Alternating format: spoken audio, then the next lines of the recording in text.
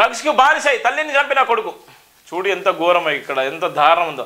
ఆస్తి పంచాలని కొన్ని రోజులుగా పేరెంట్స్తో గొడవ, తల్లి బెడ్రూమ్లోకి కత్తితో విచక్షణ రహితంగా దాడి, 9 చోట్ల పడవడంతో తీవ్ర రక్తస్రావం, చికిత్స పొందుతూ మృతి. సంగారెడ్డి జిల్లాలో ఘటన జరిగింది.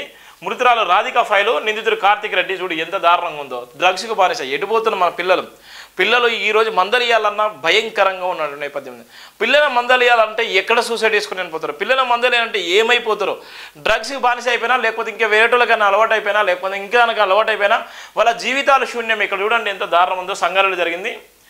మద్యం డ్రగ్స్కు బానిస అయిన యువకుడు ఆస్తి పంచి ఇవ్వాలంటూ గొడవపడి తన తల్లిని కత్తితో పొడిచి చంపేసింది. ఈ ఘటన సంగారెడ్డి జిల్లా తెల్లాపూర్లో జరిగిందని పోలీసులు తెలిపారు.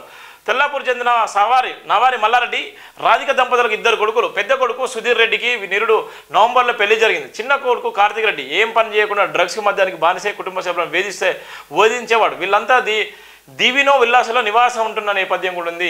ఇలా బానిసే కార్తిక్ రెడ్డి తల్లిని ఇష్టానుసారంగా చంపేయడంతో ఇక్కడ మృతి చెందిన సందర్భం ఉంది. డ్రగ్స్కు బానిసే తల్లిని చంపిన కొడుకు. ఇలా ఒక పక్కన డ్రగ్స్ ఉండదు, డ్రగ్స్కు మనం దూరంగా ఉండాలి, డ్రగ్స్ రాష్ట్రంగా ఉండొద్దని రాష్ట్ర ముఖ్యమంత్రి చెప్పినప్పుడు కూడా మరి ఒక సొంతంగా ఉన్నటువంటి నేపథ్యం కొడుకులు తల్లిని చంపేసుకున్న నేపథ్యం డ్రగ్స్కి బానిసై ఇలా అనేక మంది ఇలా యువకులు ఇలా బానిసల రోడ్ల మీద విచ్చలవిడిగా ఇలా వాళ్ళ జీవితాలు కూడా ఆగం చేసుకునే నేపథ్యం. సోషల్ మీడియాలో డ్రగ్స్కి సంబంధించిన అనేకమైనటువంటి వీడియోలు వచ్చినప్పుడు మరి రాష్ట్ర ప్రభుత్వం ఏం చేస్తుంది, డ్రగ్స్కు ప్రోత్సహించేటువంటి నాయకులు ఎవరు, డ్రగ్స్ను ఇలా ఈ రాష్ట్రాల్లో తీసుకొచ్చేటువంటి నాయకులు ఎవరు అన్నటువంటి సందర్భం చూస్తున్నారు. డ్రగ్స్కు బానిసై ఇలా తల్లిని చంపినటువంటి కొడుకే ఇదే ప్రధాన వార్త అని చెప్పొచ్చు. దీనికి సంబంధించిన ప్రధాన వార్తకు సంబంధించిన అంశాలు.